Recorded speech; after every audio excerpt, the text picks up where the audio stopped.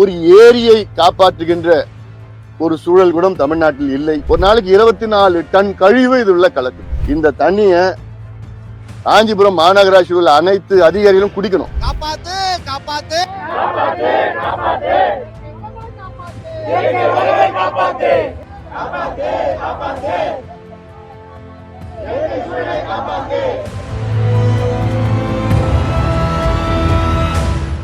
நத்தப்பேட்டை ஏரி என்னும் மிக அழகிய எழில்மிகு ஒரு காலத்தில் இருந்த ஏரி. இந்த ஏரி 400 ஏக்கர் பரப்பளவில் அமைக்கப்பட்டிருக்கிறது மன்னர்கள் காலத்தில். இது அருகிலே வையாவூர் ஏரி ஒன்று இருக்கிறது. அது 250 ஏக்கர் பரப்பளவில் இருக்கிறது. இந்த ஏரி நிரம்பினால் வையாவூர் ஏரி, அதற்கு கீழே இருக்கின்ற 4-5 ஏரிகள் இருக்கிறது, பெரிய ஏரிகள் எல்லாம் இருக்கிறது. இதில் என்ன பிரச்சனை என்றால், இந்த நீரை பார்த்தீர்கள் என்றால் பச்சை நிறத்தில் இருக்கிறது. இன்னும் நமக்கு பருவம் தொடங்கவில்லை. ஆனால் இந்த ஏரி முழு கொள்ளளவு பெற்றதாக இருக்கிறது. சுத்து வட்டாரத்திலே இது போன்ற எந்த ஏரியும் கிடையாது. இதற்கு என்ன காரணமா, காஞ்சிபுரம் மாநகராட்சியில் உள்ள சுத்திகரிக்கப்படாத கழிவு நீர் தினம் இந்த ஏரியிலே கலந்து கொண்டிருக்கின்றார்கள். ஒரு ஏரியை காப்பாற்றுகின்ற ஒரு சூழல் கூட தமிழ்நாட்டில் இல்லை. எவ்வளவு சட்டங்கள் இருக்கிறது. 2017 சதுப்பு நிலம் விதிகள், ரூல்ஸ், அதன்படி இந்தியாவில் உள்ள அனைத்து சதுப்பு நிலங்களிலும், அதாவது கிட்டத்தட்ட இந்தியாவில் 2,30,000 சதுப்பு நிலங்கள், 1,30,000 சதுப்பு நிலங்கள் இருக்கிறது.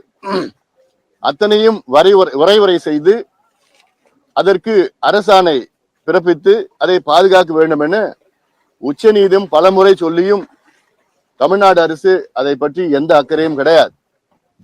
இந்த ஏரியை பாதுகாக்க வேண்டும். இந்த ஏரியை பறவைகள்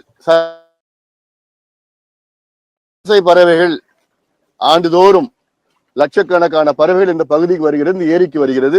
இன்னைக்கு கூட பாத்தீங்கன்னா அந்த கடைசியில பெலிக்கன் இருக்குது, ஆஸ்திரேலியாவில் பெலிக்கன். இதை பசுமை தீர்ப்பாயம் இதை உடனடியாக தமிழக அரசு இந்த நத்தப்பேட்டை ஏரியை பறவைகள் பாதுகாப்பு இடம், பறவைகள் சரணாலயமாக அறிவிக்க வேண்டும் என அறிவித்தது. அப்படி அறிவித்திருந்தால் யாருமே குப்பையும் கொட்ட முடியாது, கழிவும் இல்ல வெளியில் விடப்பட முடியாது. ஏன்னா ஒரு நாளைக்கு 24 டன் கழிவு இது உள்ள கலக்குது. 24 டன். சுத்தி இருக்கிற மக்களுக்கு பாத்தீங்கன்னா இந்த ஏரியை பயன்படுத்த முடியல. அது மட்டும் இல்ல, அவங்க கிணத்துலயும் அவங்க போர்லயும் கழிவு நீர் தான் வந்துட்டு இருக்கு. சுகாதார சீர்கேடுகள் எவ்வளவு இருக்கு இந்த பகுதி மக்களுக்கு. இதனால உடனடியாக தமிழக அரசு கழிவு நீர் இந்த ஏரியில கொட்டுறதை நிறுத்தணும். 2வது, இவ்வளவு பெரிய ஏரி, 400 ஏக்கர் பரப்பளவு உள்ள ஏரி, பறவைகள் வருகின்ற ஏரி, இதை பறவைகள் சரணாலயமாக பசுமை தீர்ப்பாயம் கேட்டதற்கிணங்க அதை அறிவிக்க வேண்டும், பாதுகாக்க வேண்டும். இதற்கு கீழ் இருக்கின்ற அத்தனை ஏரிகளும் பாதுகாக்க வேண்டும். அதாவது வெக்கக்கேடு, தமிழ்நாடு அரசு, தமிழ்நாட்டில் கிட்டத்தட்ட 42,000 சதுப்பு நிலங்கள் இருக்கிறது. அதில் 26,800 சதுப்பு நிலங்கள் 5 ஏக்கருக்கு மேல் உள்ள சதுப்பு நிலங்கள். இந்த 26,800 சதுப்பு நிலங்களை பாதுகாக்க வேண்டும் என சட்டம் இருக்கிறது, விதிகள் இருக்கிறது, ரூல்ஸ் இருக்கிறது, ரெகுலேஷன்ஸ் இருக்கு, எல்லாம் இருக்கு, உச்ச நீதிமன்ற தீர்ப்பும் இருக்கு. ஆனால் இதுவரை ஒரே ஒரு ஏரி கூட தமிழ்நாடு அரசு அதை அரசாணை பிறப்பிக்கவில்லை, பாதுகாக்கவில்லை. ஒரு ஏரி கூட. வெக்கக்கேடு. இதுக்கு தனியா வெட்லேண்ட் அத்தாரிட்டின்னு ஒண்ணு இருக்கு, இதுக்கு டிஸ்ட்ரிக்ட் அத்தாரிட்டி, இதுக்கு அதிகாரிகள், அவங்களுக்கு சம்பளம், அவங்களுக்கு ஆபீஸ், அவங்களுக்கு டிஏ எல்லாம் எதுக்கு? 7 ஆண்டு காலமாக விதிகள் வந்து, அது ரூல்ஸ் வந்து 7 ஆண்டுகள் ஆகிறது. 7 ஆண்டுகள் என்னத்தையா செஞ்சுட்டு இருக்கீங்க? எங்களுடைய பணத்தை வச்சுக்கிட்டு, மக்களுடைய பணத்தை வச்சுக்கிட்டு தமிழ்நாடு அரசு என்ன செஞ்சுட்டு இருக்கு? ஆக இது தொடர்ந்தால் நிச்சயமாக இந்த நத்தப்பேட்டை ஏரி மட்டும் இல்ல, மற்ற ஏரியில் அத்தனை ஏரிகளிலும் முன்னாடி பாட்டாளி மகிழ்ச்சி தொடர்ந்து போராட்டம் நடத்தும், காப்பாற்றணும். ஏன்னா இந்த ஏரிகள் இது துட்டுனா முடிஞ்சு போச்சு. மன்னர்கள் காலத்துல தமிழ்நாட்டுல 42,000 ஏரி இருந்தது. இப்ப மக்களாட்சி காலத்துல 15,000 ஏரி காணல, போயிடுச்சு. 27,000 ஏரின்னு சொல்லிட்டு இருக்கிறாங்க. இப்போதைக்கு எங்களுக்கு தெரிஞ்சது 15,000 ஏரி. ஏரி மேலதான் கலெக்டர் ஆபீஸ் கட்டுறதும், ஏரி மேலதான் ஸ்டேடியம் கட்டுறது, ஏரி மேலதான் நீதிமன்றங்கள் கட்டிட்டு இருக்கிறாங்க. அப்புறம் ஏரிகள் எப்படி? ஏரிகள்லாம் நம்ம பாதுகாக்கப்பட வேண்டும். காலநிலை மாற்றம், பருவநிலை மாற்றம் காரணத்தால் மழை இன்னும் அடுத்த 10-15 ஆண்டுகள்ல அதிகமான பெய்யற மழையை பாதுகாக்கணும், சேமிக்கணும். அதுக்கு இது போன்ற ஏரிகளை நம்ம பாதுகாத்து தூர்வாரி ஏன்னா இதெல்லாம் நமக்கு கூட இருக்கின்றது, காலங்காலமா இருக்கிறது.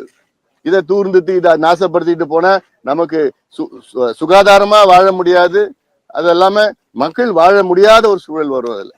அதனால இதை செய்ய வேண்டும் விரைவில். இது செய்யவில்லை என்றால் விரைவில் பாட்டாளி மக்கள் கட்சி சார்பில் சுத்தி இருக்கிற பகுதியில கடுமையான போராட்டங்களை நாங்க செய்ய திட்டமிட்டு இருக்கிறோம்.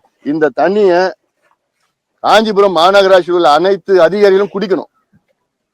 எடுத்துட்டு போய் கொடுப்பா ரமேஷ், எல்லாருக்கும் ஒரு பாட்டில் தண்ணி குடிக்க சொல்லு. ஆமா, கலெக்டர் உள்ளிட்ட சொல்றேன் நான். அப்பதான் அவங்களுக்கு தெரியும் அது நடக்குது என்ன தெரியும். அதுல ஒரு போராட்டம் பண்ணுங்க, தொடர்ந்து பண்ணிட்டு இருக்கு.